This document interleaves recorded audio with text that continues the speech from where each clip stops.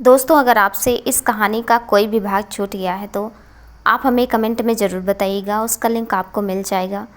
मैं हीर, आज सिद्ध मुझे डिनर पर लेकर आया था। वैसे तो वह हमेशा मुझे कहीं ना कहीं बाहर ले ही जाता था और मैं सच कहूँ तो मुझे उसका साथ अच्छा लगने लगा था और उसका मेरी फ़िक्र करना, मेरे साथ मेरा हाथ पकड़ कर चलना सब मुझे अच्छा तो लगता था। उसका मुझे मिसेज मल्होत्रा कहना मेरी धड़कनें बढ़ा देता था, मगर जब भी वह मेरे करीब आने की कोशिश करता था, ना जाने मुझे क्या हो जाता था। मैं घबरा जाती थी, उसे अपने पास आने नहीं देती थी। अजीब सा महसूस होता था मुझे, ना जाने क्या हो जाता था, मगर फिर भी मैं जानती थी कि वह बहुत अच्छा है।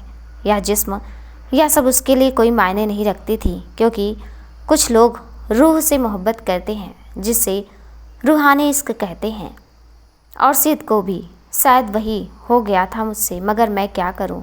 और आज हमारी शादी को 1 साल हो गए थे। उस दिन के बाद या फिर उस हादसे के बाद मेरी समर से दोबारा मुलाकात नहीं हुई थी। ना जाने वह कहाँ था और ना ही मैं जानना चाहती थी। और आज एक अजीब बात हुई थी। आज मेरी मुलाकात नेहा से हुई थी। मैंने इतने सालों बाद उसे देखा था। वहाँ उसने मुझे देख लिया था और सिर्फ किसी से फ़ोन पर बात करने के लिए रेस्टोरेंट्स दूसरी तरफ गया था और मैं टेबल पर अकेली बैठी हुई थी। तभी नेहा मेरे पास आई थी और बैठ गई थी ठीक मेरे सामने। हाय हीर, कैसी हो? पहचाना मुझे? उसने कहा था। और मैं तुम्हें कैसे भूल सकती हूँ, मैंने मन में सोचा था, कहा नहीं था। हाय नेहा, तुम कैसी हो? बिल्कुल ठीक हूँ। और सिद्ध कहाँ है? वैसे बहुत बहुत मुबारक हो। मुझे पता तो चला था कि तुम दोनों ने शादी कर ली, पर मैं इंडिया में नहीं थी तो थैंक्स तुमने अभी तक। मैं कुछ कहना चाहती थी मगर कह नहीं पा रही थी। तभी वह, नहीं मैंने भी शादी कर ली है, पर वह समर नहीं है। पता है हीर, मुझे हमेशा लगता था कि शादी हमें उससे करनी चाहिए जिससे हम प्यार करते हैं, उसे जानते हो, जिसे हम समझ सके। मगर नहीं, शादी हमें उससे करनी चाहिए जो हमसे प्यार करता हो, हमें समझता हो। और मुझे जैसे ही ऐसा कोई मिला मैंने कर ली, वह कह रही थी और उठकर खड़ी हो गई तो और सामने से एक आदमी उसके पास आया था। तुम यहाँ हो? उसने कहा था। मैं उस आदमी को देख रही थी और तभी नेहा ने उसका इंट्रोडक्शन करवाया था। Heer, meet my husband Sameer Singhania. Sameer, इससे मिलो। हीर मेरी पुरानी फ्रेंड, उसने कहा था। और मैं, हेलो, अरे आप लोग खड़े क्यों हो गए, बैठिए ना, मैंने कहा था। और फिर सिद्ध भी वापस आ गया था और नेहा को अचानक देखकर वह चौंक गया था। हे नेहा, ये तुम ही हो ना? काफ़ी बदल गई हो, उसने कहा था। नेहा, हाय सिद्ध, तुम भी तो बिल्कुल बदल गए और एक नंबर के छुपे रुस्तम भी निकले। अचानक से शादी? हाँ, वह हंसते हुए कह रही थी और सिद्ध बस मुस्कुरा रहा था। नेहा और समीर बहुत देर तक हमारे पास बैठे थे। हमने बहुत सी बातें की, वह गुजरे हुए साल, वो नादानियाँ, वह गलतफहमियाँ, सब कुछ। और फिर अपनी अपनी गलतियों की माफ़ी भी मांगी।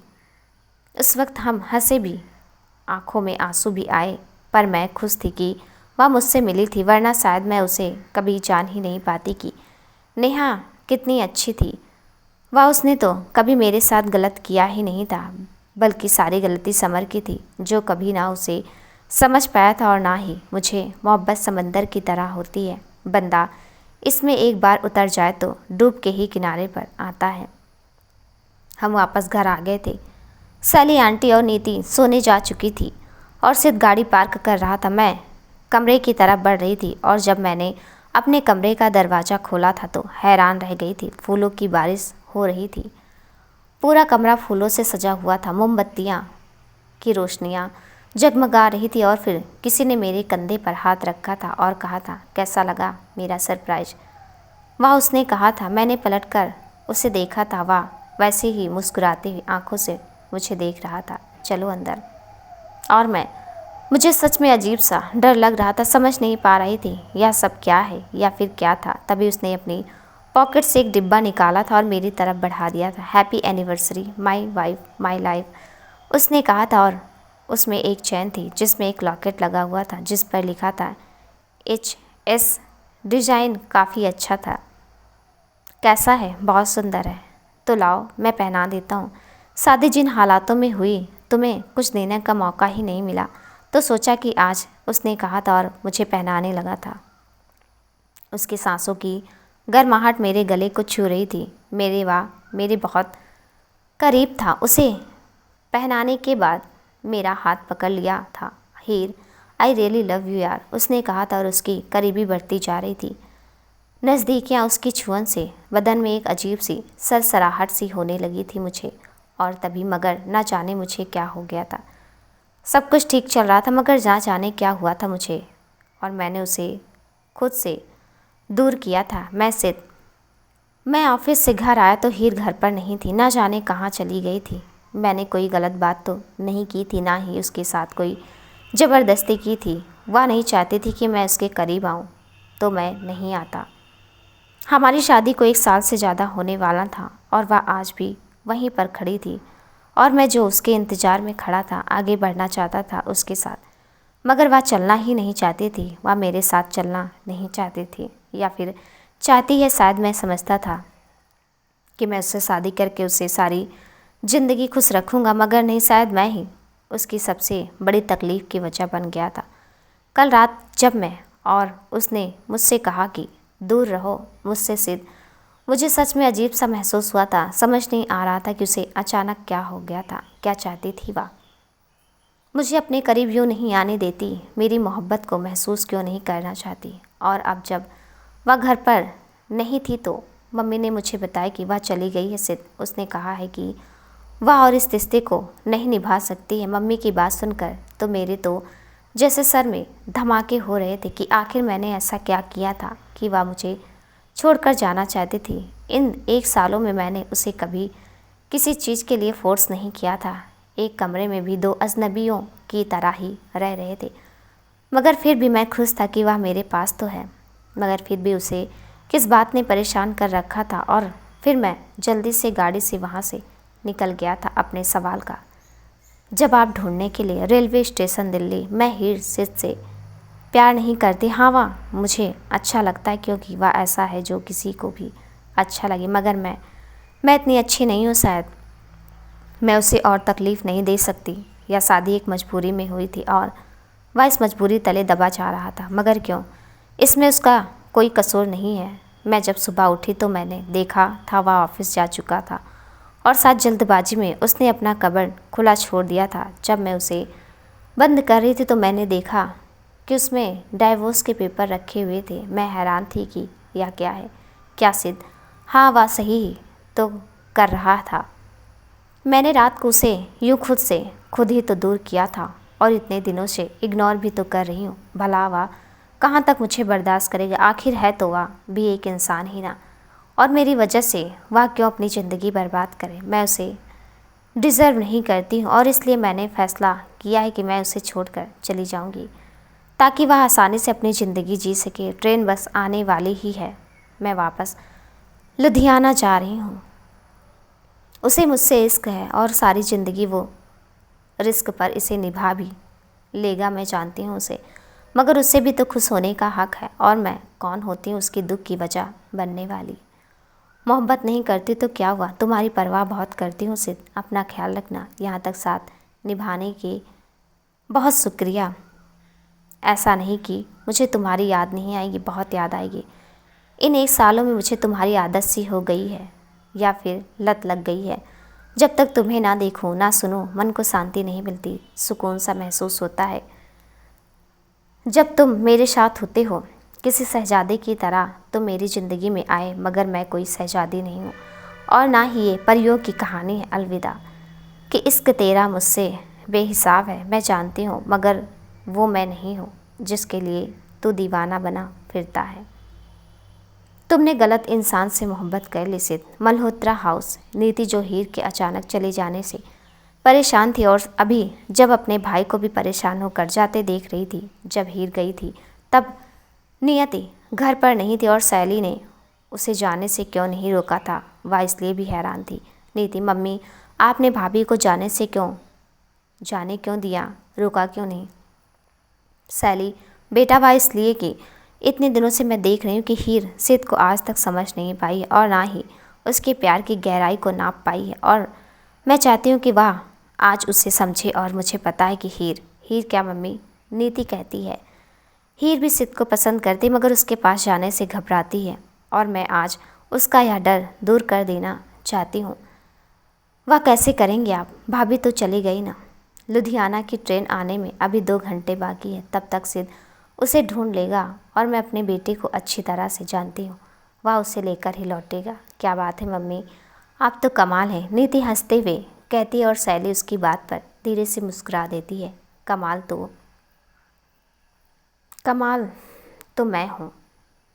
रेलवे स्टेशन दिल्ली शाम के 5 बजने वाले थे।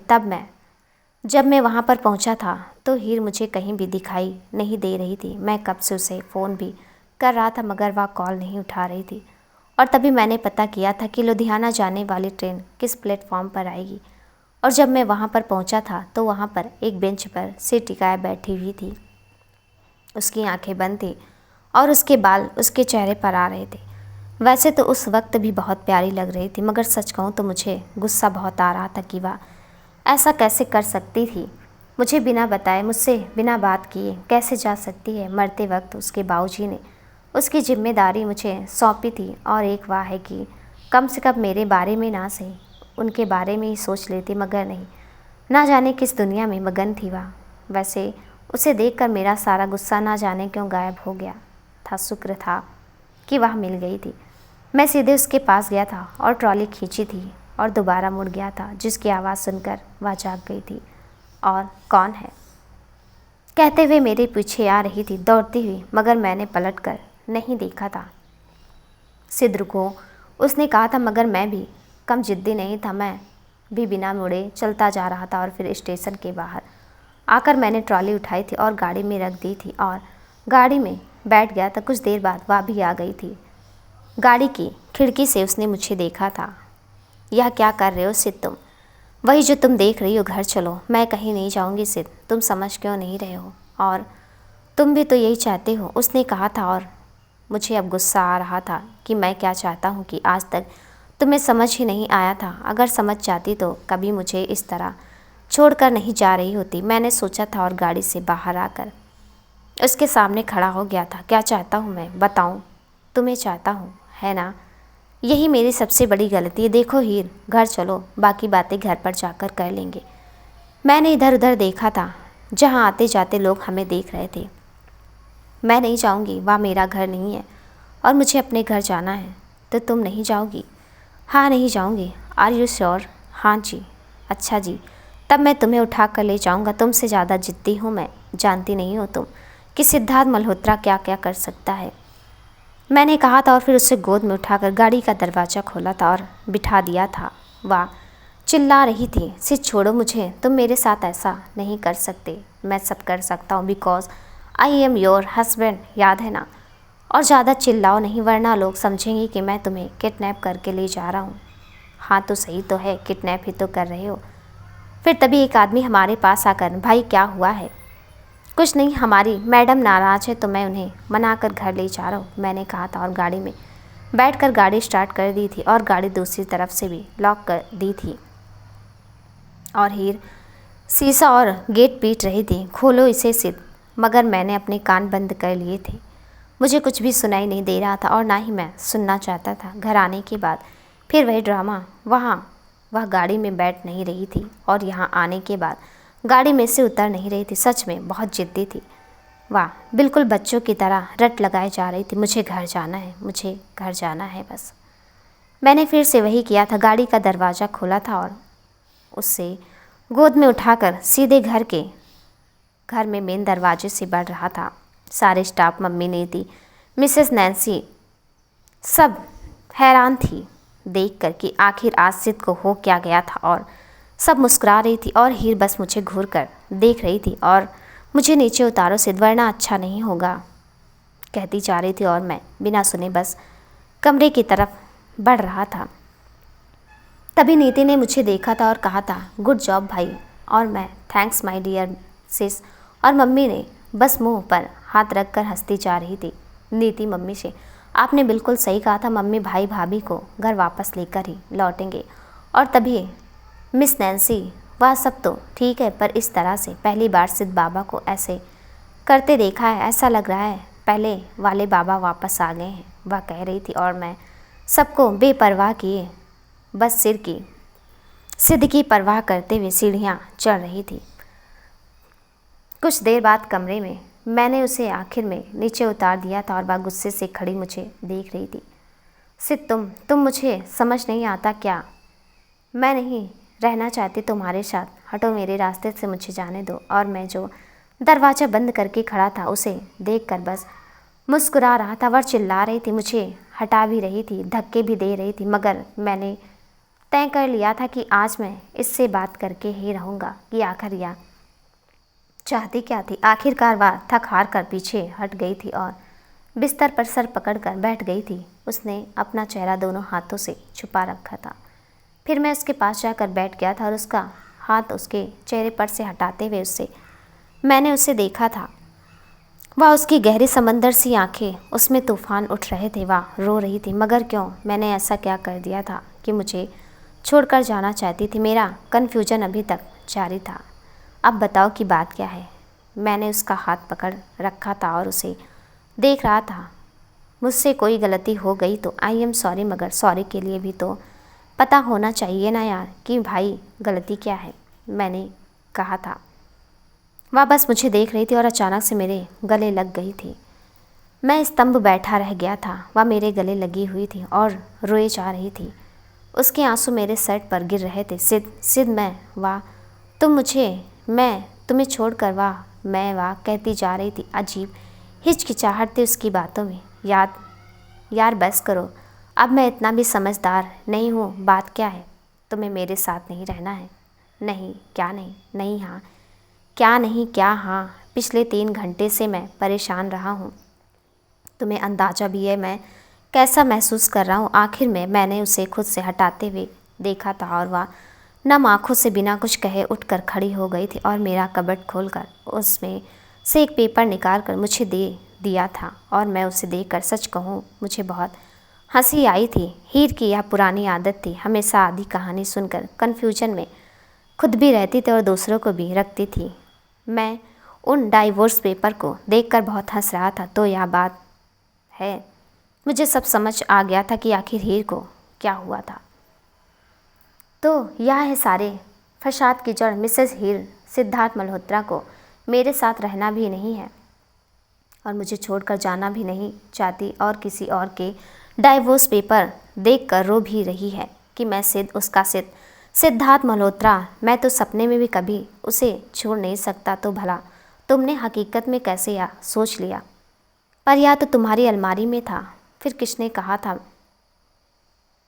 उसने कहा था तुमने देखा था, पर इससे पढ़ा भी था कि इसमें किसका नाम लिखा है। मैंने उसे पेपर पर लिखे अपने एक दोस्त का नाम दिखाया था और वह उसकी वही घनी पलकें झपकाते हुए कभी मुझे तो कभी उस पेपर को देख रही थी। और फिर मैं, वैसे अगर तुम मेरे साथ नहीं रहना चाहती तो, मैंने उसके पास उसकी आंखों में देख कर कहा था और फिर पलट गया था, मगर उसने मेरा हाथ पकड़कर रोक लिया था, बिल्कुल पहले की तरह।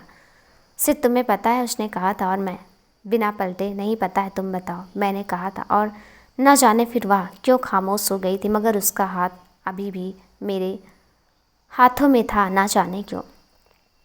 फिर उसने कहा था कि मैं थक गई हूँ सिद्ध, अब और नहीं चला जाता मुझसे। या अतीत के तकलीफ़ भरे रास्ते, इन पर बहुत कांटे बिछे हुए हैं जो मेरे पैरों में बार बार चुभते हैं और मैं यह दर्द और नहीं सहना चाहती।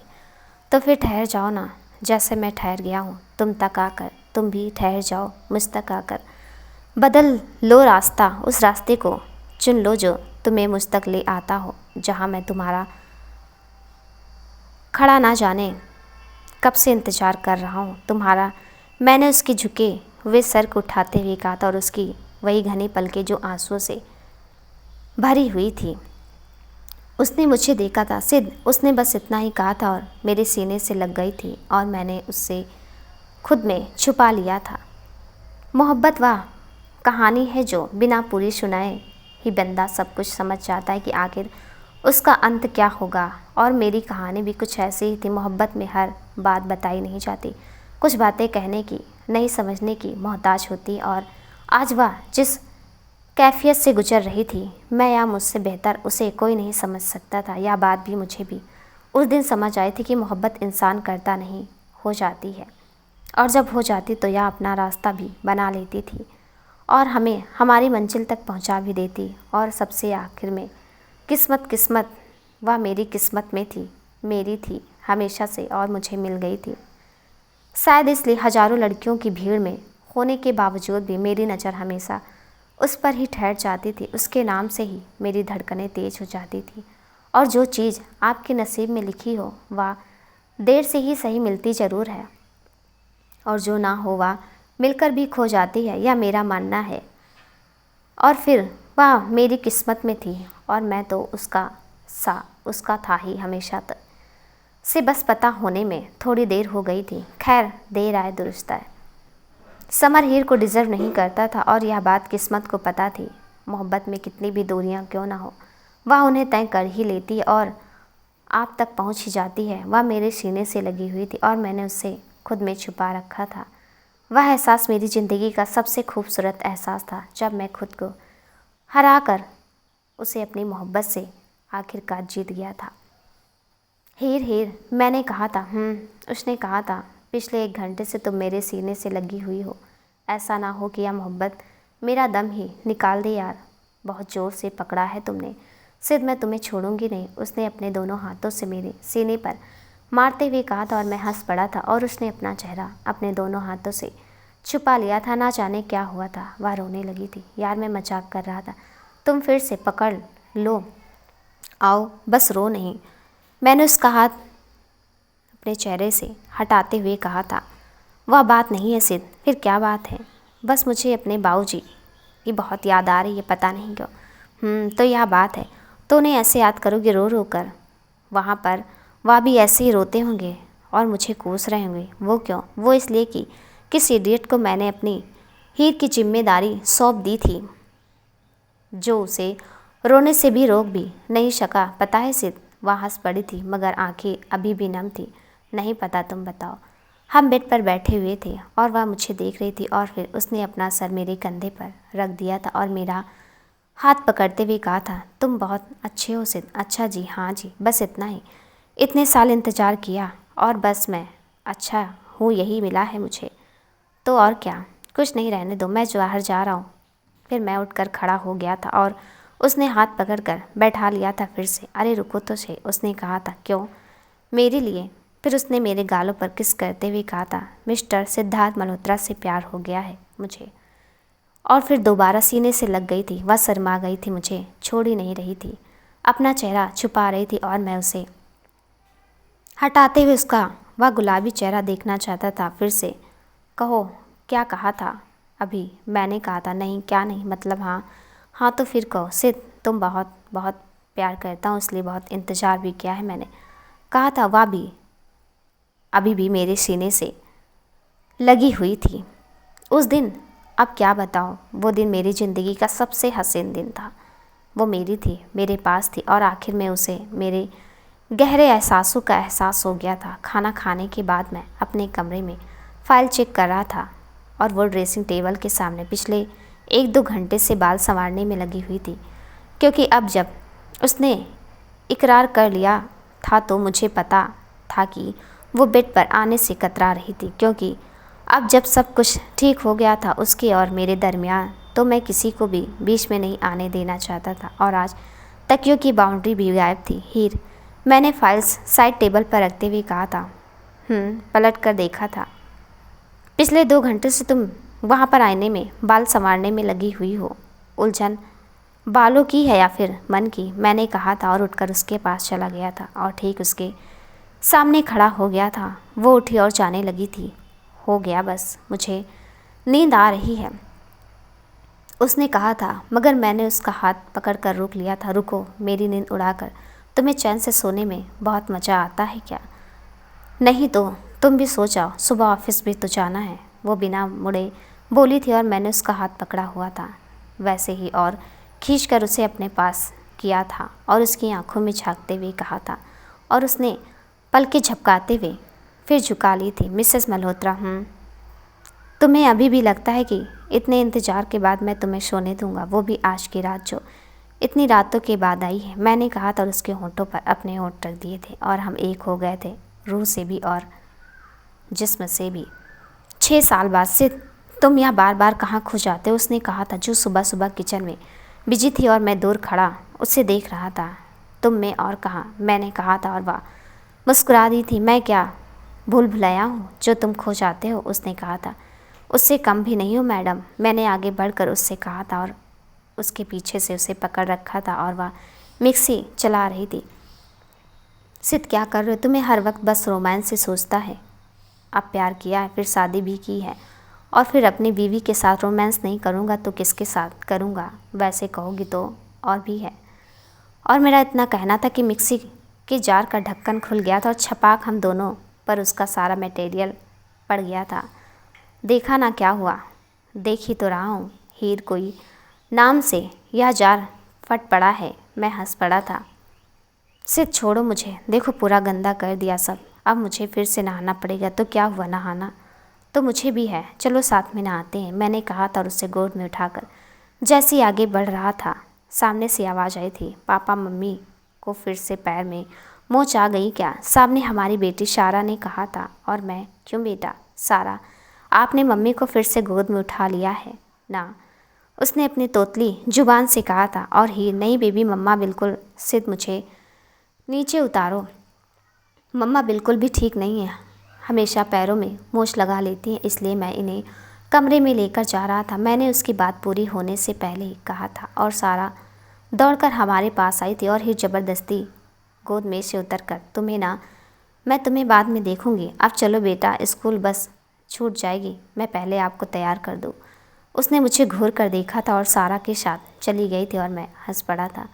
रात के 11 बज रहे थे और मैं ऑफिस की फाइलें चेक कर रहा था और तभी वो कमरे में आई थी। सारा सो गई? हाँ सो गई है। और तुम क्या कर रहे हो अभी तक? क्या मतलब, काम कर रहा हूँ, मैंने कहा था। और वो अचानक से मेरे पास आकर, बस बहुत हो गया काम, मुझे नींद आ रही है, सोना है, लाइट्स ऑफ करो और ज़रा साइड हो जाओ, उसने कहा था। हीर क्या कर रही हो? अभी मुझे काम है। नहीं हटूंगी, हटाओ इन फाइलों को, जिसने मेरी जगह ले रखी है। मेरी सौतन कहीं कि ऑफिस तक तो ठीक था, अब मेरे कमरे में मेरे बिस्तर पर पड़ी हुई है, उसने कहा था और सब हटाते हुए देख रही थी। और मैंने उसे रोका था और अगर नहीं हटाया तो मैं तुम्हारे ऊपर ही सो जाऊंगी, ठीक है? ऐसे उसने कहा था और गोद में लेट गई थी और वही घनी पलकें झपकाते हुए फिर आंखें बंद कर ली थी। सच में ना, वो कभी कभी बिल्कुल बच्चों की तरह जिद करने लगती है आज भी। और आखिर में मैंने सब कुछ हटाया था और लाइट्स ऑफ कर दी थी। उसने ना, कोई भी नहीं जीत सकता है। अगली सुबह मैं ऑफिस जाने के लिए जैसे ही बढ़ रहा था उसने पीछे से आवाज़ दी थी, सिद्ध, और मैं रुक गया था। इससे पहले कि मैं पीछे मुड़ता उसने आकर मुझे पकड़ लिया था। हीर क्या कर रही हो, मुझे देर हो रही है, मैंने कहा था। और वो, नहीं छोड़ूंगी, तुम कहीं नहीं जा रहे हो। यार क्या हुआ है तुम्हें? वही जो कल सुबह तुम्हें हुआ था, कैसा लगा? ऐसे ही लगा था मुझे सुबह जब मैं काम कर रही थी और तुम मुझे परेशान कर रहे थे। अच्छा बाबा माफ़ कर दो, अब जाने दो, मैंने कहा था। और वो सामने आकर खड़ी हो गई थी। सिद्धार्थ मल्होत्रा, और वो भी सॉरी, हाँ मगर बस तुम्हारे सामने झुकता है, समझी? अच्छा जी, हाँ जी। और फिर हम दोनों हंस पड़े थे और मुझे देर हो रही थी और मैं चला आया था। शाम को जल्दी घर आना, आजकल वो लाइनें हर रोज़ कहती थी और मैं, जी मिसेस मल्होत्रा, हुक्म सर आँखों पर। कभी सोचा नहीं था कि उसकी और मेरी अचानक की मुलाकात का सफ़र यहाँ आकर ख़त्म होगा और ज़िंदगी उसके आने से मुकम्मल होगी। हेलो, आई एम हीर चौधरी और आप? मैं सिद्धार्थ मल्होत्रा। मोहब्बत कुछ नहीं देखती, बस मोहब्बत देखती है। दोस्तों, ये कहानी यहीं पर समाप्त होती है और कहानी आपको कैसी लगी हमें कमेंट में ज़रूर बताइएगा। चैनल पर नए हैं तो चैनल को सब्सक्राइब भी कर दीजिएगा, साथ में बेल आइकन भी प्रेस कर दीजिएगा ताकि मेरी आने वाली हर वीडियो का नोटिफिकेशन आपको मिल जाए। मिलती हूँ ऐसी और एक नई कहानी के साथ, तब तक के लिए नमस्कार।